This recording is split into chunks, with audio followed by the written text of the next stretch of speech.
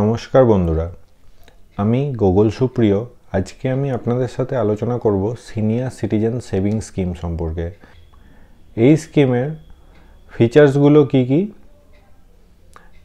এই স্কিমে শুধুমাত্র সিনিয়র সিটিজেনরাই ইনভেস্ট করতে পারবে। এই স্কিমটি গভর্নমেন্ট অফ ইন্ডিয়া দ্বারা অনুমোদিত।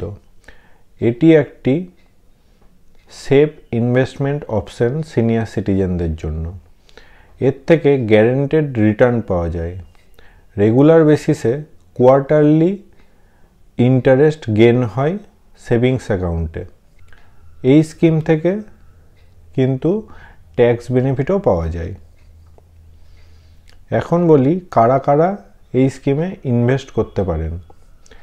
ভারতীয় নাগরিক যাদের বয়স 60 বা তার ঊর্ধ্বে, তারা এই সিনিয়র সিটিজেন সেভিং স্কিমে ইনভেস্ট করতে পারেন। যাদের বয়স 55 থেকে 60 বছরের মধ্যে রিটায়ারমেন্ট নিয়েছেন বা ভিআরএস নিয়েছেন, তাদের রিটায়ারমেন্ট বেনিফিট ঢুকে যাওয়ার ঠিক 3 মাসের মধ্যে এই স্কিমে ইনভেস্ট করতে পারেন তারা। ডিফেন্স সার্ভিসের রিটায়ারমেন্ট পার্সোনালরা 50 বছর বা তার ঊর্ধ্বে হলে এই স্কিমে তারা ইনভেস্ট করতে পারেন। গভর্নমেন্ট এমপ্লয়ি যাদের বয়স 50 বা তার ঊর্ধ্বে, তারা কর্মস্থলেই অন ডিউটি অবস্থায় গত হয়েছেন, তাদের স্পাউসরা কিন্তু এই স্কিমে ইনভেস্ট করতে পারেন। জয়েন্ট অ্যাকাউন্ট খুলতে পারা যায় শুধুমাত্র স্পাউসের সাথেই, তবে সেই ক্ষেত্রে ফার্স্ট হোল্ডারকে সিনিয়র সিটিজেন বা ডিপোজিটর হতে হবে। যিনি এসসিএসএস অ্যাকাউন্টে ইনভেস্ট করছেন, তারা এক বা একাধিক সিনিয়র সিটিজেন সেভিংস স্কিমে অ্যাকাউন্ট খুলতে পারেন। এসসিএসএস অ্যাকাউন্ট কি করে কাজ করে? প্রথমত, এই অ্যাকাউন্টে লামসাম অ্যামাউন্ট টাকা জমা করতে হয়। তারপর প্রতি কোয়ার্টারে এর থেকে ইন্টারেস্ট গেন হয় সেভিংস অ্যাকাউন্টে। ম্যাচিউরিটি হয়ে গেলে আপনি যত টাকা জমা করেছিলেন তার সম্পূর্ণ টাকা ব্যাক পাওয়া যায় সেভিংস অ্যাকাউন্টে।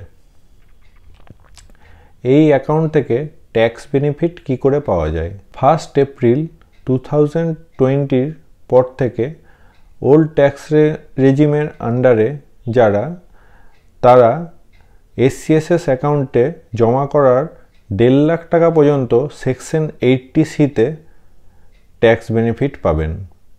আর যারা নিউ ট্যাক্স রেজিমের অন্তর্ভুক্ত, তারা কিন্তু কোনো ট্যাক্স বেনিফিট পাবেন না। আপনার অ্যানুয়াল ইন্টারেস্ট যদি 50,000 বা তার বেশি হয়, সেই ক্ষেত্রে ইন্টারেস্ট অ্যামাউন্টের ওপর টিডিএস কাটবে। টিডিএস অর্থাৎ ট্যাক্স ডিডাক্টেড অ্যাট সোর্স।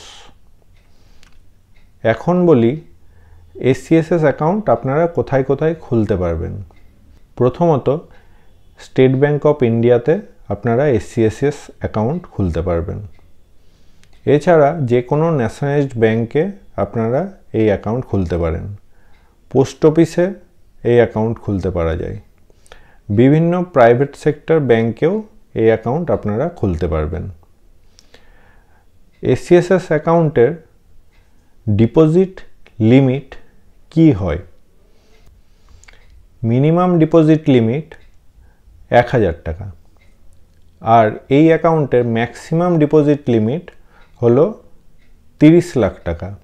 পূর্বে এই অ্যাকাউন্টের ম্যাক্সিমাম লিমিট ছিল 15 লাখ টাকা, কিন্তু 1 এপ্রিল 2023 পর থেকে এই ম্যাক্সিমাম লিমিট চেঞ্জ করে করা হয় 30 লাখ টাকা।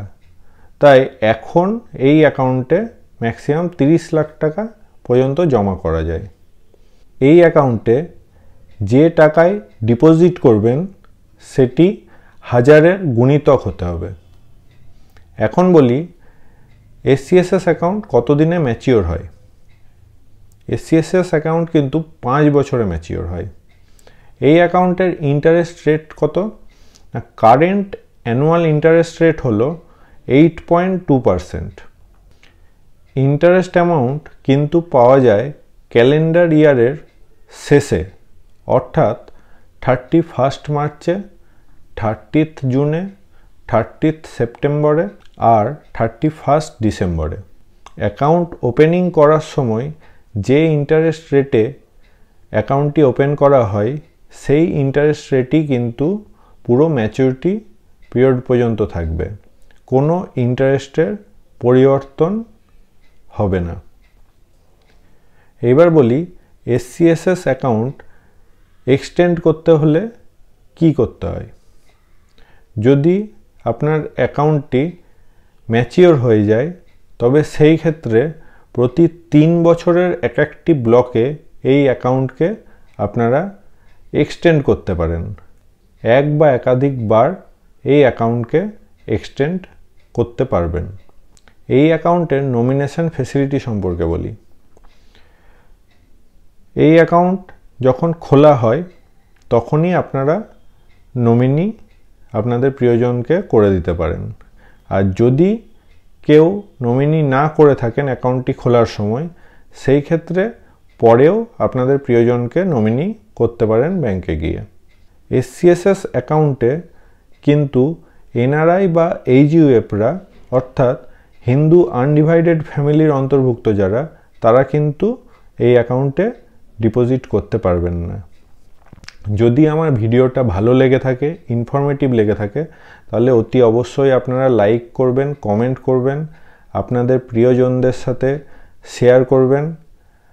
আর যারা নতুন এসছেন আমার চ্যানেলে তারা অতি অবশ্যই চ্যানেলটি আমার সাবস্ক্রাইব করবেন।